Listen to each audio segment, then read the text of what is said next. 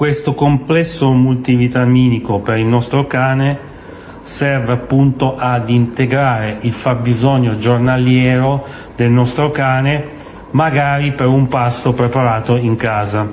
Normalmente io preparo dei pasti al mio cane homemade e aggiungo queste vitamine B1 che permettono, anche con l'estratto di moringa, in sostanza di aiutare il mio cane nella sua salute quotidiana.